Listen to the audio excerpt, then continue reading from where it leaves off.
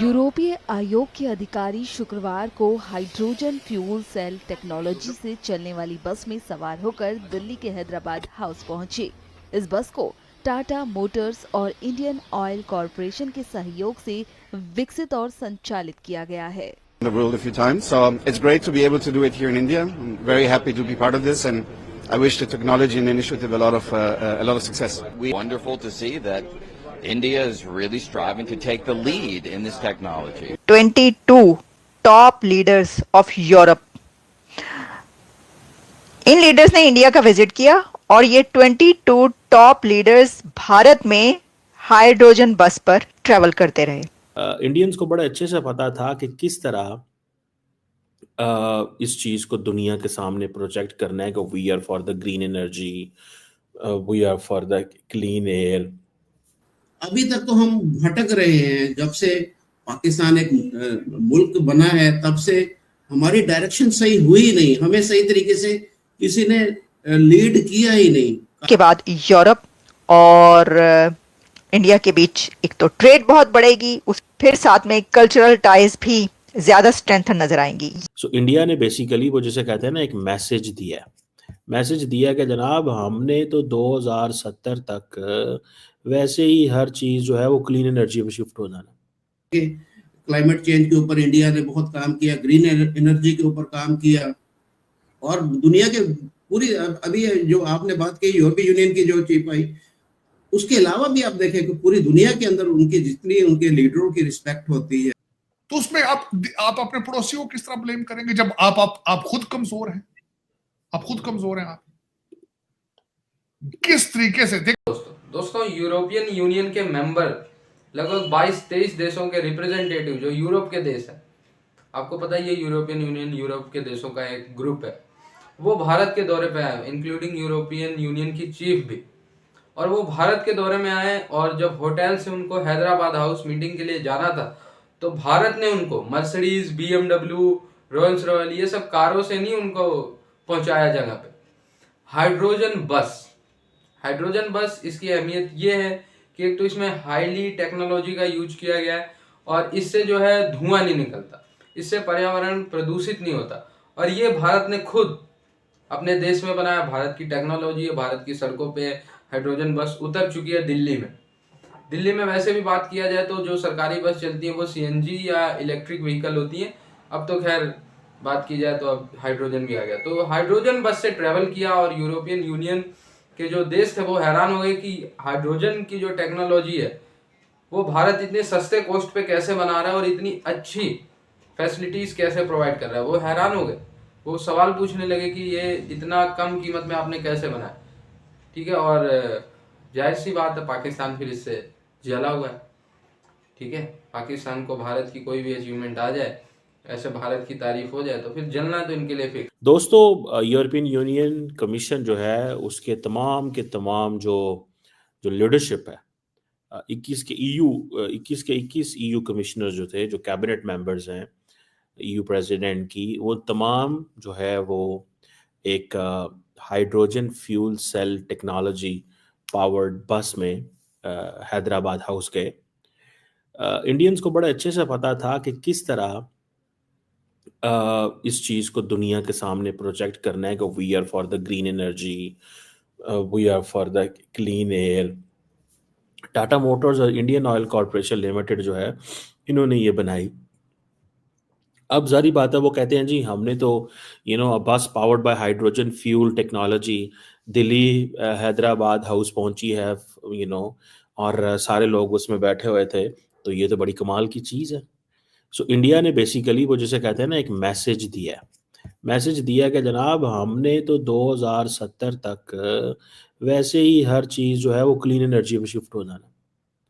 समझ रहे हैं बात को, कि हमने वैसे ही सीधे की सीधा क्लीन एनर्जी पे शिफ्ट हो जाना है। दिस इज अ मैसेज, ये मैसेज है उनका।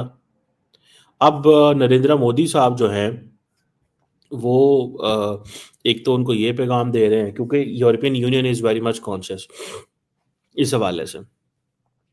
अब क्या क्या डिस्कस हुआ, बहुत लंबी चौड़ी बातें हैं। It was all business, economy, trade, development, IT, information technology, AI, इन चीज़ों के ऊपर फोकस हुआ है। ठीक है जी। और आप अगर देखें नरेंद्र मोदी ने कहा कि हमारी यूरोपियन यूनियन के साथ जो पार्टनरशिप है वो बड़ी नेचुरल है, ऑर्गेनिक है। अब ये चीज़ क्या पाकिस्तान कह सकता है यूरोपियन यूनियन को? बिल्कुल कह सकता है, लेकिन हमारे मसले ही बड़े डिफरेंट हैं। हमारा मसला ये है कि भाईजान सुइसाइड धमाका हो गया। हमारा मसला ये है कि वो रावलपिंडी स्टेडियम के बाहर जो है ना, वो हमें मिलिटेंट लोग पकड़ लिए। हमारी प्रॉब्लम ही है, हम तो हमारी वीडियो तस्वीर ही ये चलती है। इंडिया कह रहा है जनाब आए India middle east Europe economic corridor में आगे काम करें, आए हमारे साथ। इससे पहले कि इंडिया यूरोपियन यूनियन को ऑन बोर्ड ले, यूरोपियन यूनियन तो तब इंडिया पहुंची है जब सारे का सारा इंडिया जो है वो यूरोप के साथ अपनी लाइन सेट कर बैठा है। अब फॉर एग्जांपल मैं पूछूं, वो अब बातें वो कह रहे हैं कि जी हमारे पास तो लिमिटलेस अपॉर्चुनिटीज़ हैं, पॉसिबिलिटीज़ हैं, लिमिटलेस, जितनी मर्जी आप हमसे काम करा लें, जितना मर्जी काम करा लें। और असल में वो क्या कह रहे हैं, दहशतगर्दी का भी जिक्र आया, cross border terrorism. European union जो है वो भी जारी बात है क्रॉस बॉर्डर टेररिज्म की, और इंडियंस ने आजकल टेररिस्ट फाइनेंसिंग का भी जिक्र किया हुआ है। मुझे और बहुत ज़्यादा जिक्र कर रहे हैं टेररिस्ट फाइनेंसिंग। ये मेरा ख्याल है ये एक जो इम्प्रेशन वो क्रिएट करना चाहते हैं वो ये है कि जी अगर डायरेक्ट पाकिस्तान कश्मीर के अंदर इन्वॉल्व नहीं है तो पैसे भेजता है।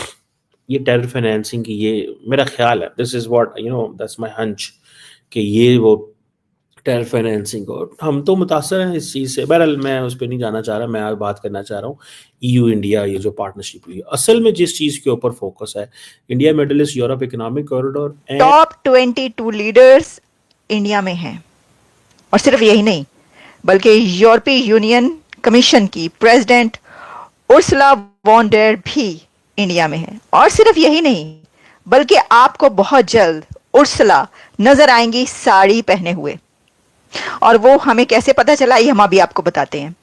सबसे पहली बात तो ये कि ये यूरोप और इंडिया के बीच एक हिस्टोरिक ट्रेड डील कही जा रही है।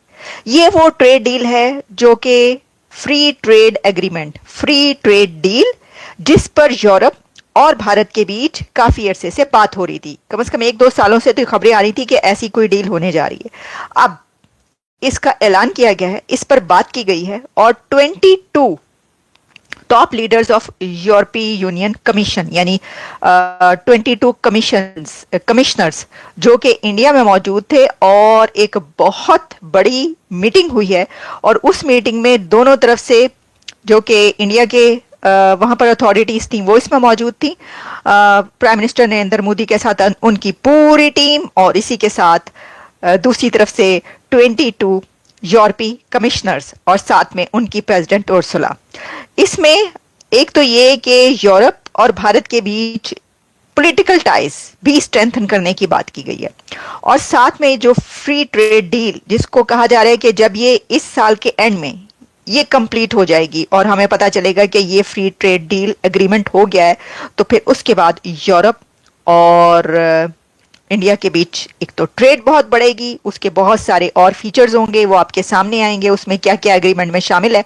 लेकिन फिर साथ में कल्चरल टाइज भी ज्यादा स्ट्रेंथन नजर आएंगी। ये सब कुछ एक ऐसे टाइम में हो रहा है कि जब आप जानते हैं कि यहाँ पर अमेरिकन प्रेसिडेंट ट्रंप की तरफ से टैरिफ्स का ऐलान किया गया, यूरोप पर भी और कनाडा पर, बहुत सारे कंट्रीज ऐसे हैं जहां पर अब टैरिफ्स का उन्होंने ऐलान कर दिया। अब इतने ज्यादा टैरिफ्स के बाद कुछ थोड़ा सा हमें ये नजर आ रहा था कि खींचातानी चल रही अमेरिका और यूरोप के बीच।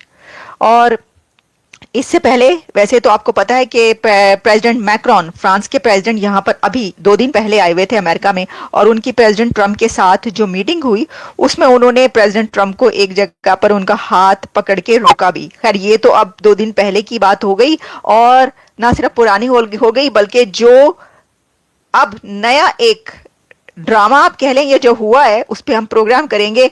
उस मीटिंग की खबरें बाहर तरफ हैं, क्योंकि अब प्रेसिडेंट मैक्रोन ने अगर सिर्फ प्रेसिडेंट ट्रंप का हाथ पकड़ के उनको रोका था तो उसके ऊपर ही खबर बन गई थी। वो तो खबर छोटी बन गई जब ये पता चला कि प्रेसिडेंट ट्रंप ने जेलेंस्की को जैसे लताड़ा है, जो कुछ किया है, oh my goodness, that is unbelievable. उसके ऊपर हम बाद में बात करेंगे। अभी हम बात करें, ये जो डील हो रही है ये तो अपनी जगह पर हो रही है, लेकिन इसमें जो देखने